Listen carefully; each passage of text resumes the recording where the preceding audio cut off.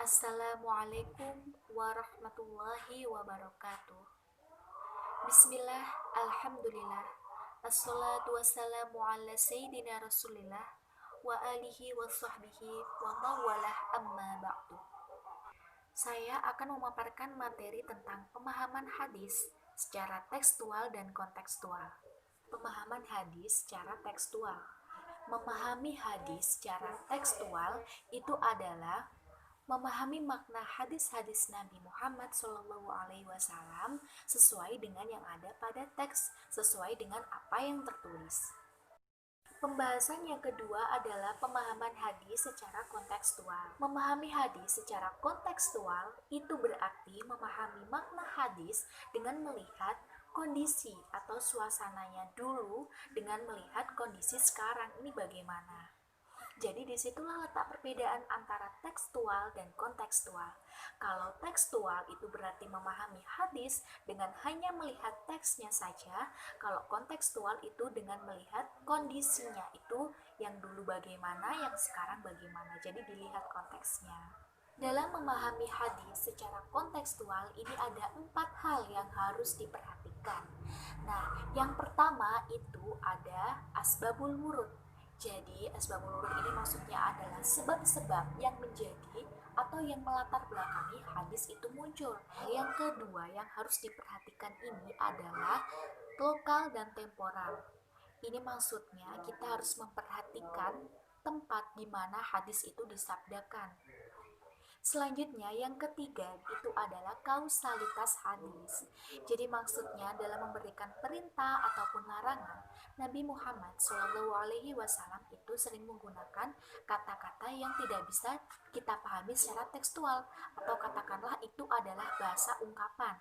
Nah, jadi ini hadis ini tidak bisa kita pahami secara tekstual, jadi kita harus melihat kontekstualnya seperti apa supaya tidak salah dalam mengartikan. Yang keempat itu adalah sosiokultural.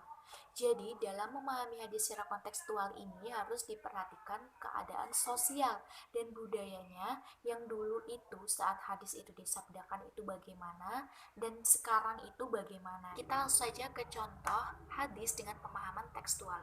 Hadis ini diriwayatkan oleh Imam Ahmad, Al-Hakim dan Al-Baihaqi dari Abu Hurairah. Dia berkata, pada suatu hari kami pergi bersama Rasulullah. Kemudian datang seorang nelayan dan bertanya kepadanya, "Ya Rasulullah, sesungguhnya kami biasa pergi melaut untuk mencari ikan. Pada saat kami di tengah laut, terkadang kami bermimpi keluar air mani atau junub.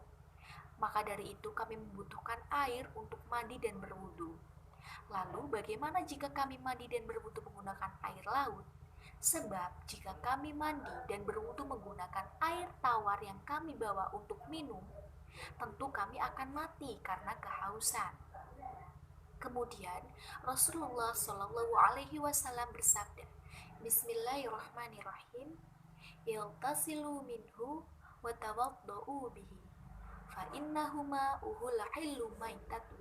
Yang artinya, mandilah dan berwudulah dengan air laut tersebut, sebab air laut itu suci dan bangkainya pun halal. Kemudian adalah contoh hadis dengan pemahaman kontekstual. Bismillahirrahmanirrahim. Al-mu'minu ya'kulu fi ma'i wahidin wal kafiru ya'kulu fi sab'atin am'ain. Artinya, orang mukmin itu makan dengan 1 usus, sedangkan orang kafir makan dengan 7 usus. Hadis riwayat Al-Bukhari, At-Tirmizi dan Ahmad dari Ibnu Umar. Kalau difahami secara tekstual, hadis ini tidak cocok, sebab perbedaan anatomi manusia tidak bisa dilihat dari iman seseorang. Maka dari itu, hadis ini itu merupakan simbolik atau merupakan ungkapan, jadi itu harus difahami secara kontekstual. Maka dari itu, kalau pemahaman kontekstualnya itu maksudnya adalah perbedaan orang mukmin dan orang kafir dalam menghadapi nikmat Allah, itu seperti hadis di atas. Sekian penjelasan dari saya. Apabila ada kurang lebihnya, saya mohon maaf. Wassalamualaikum warahmatullahi wabarakatuh.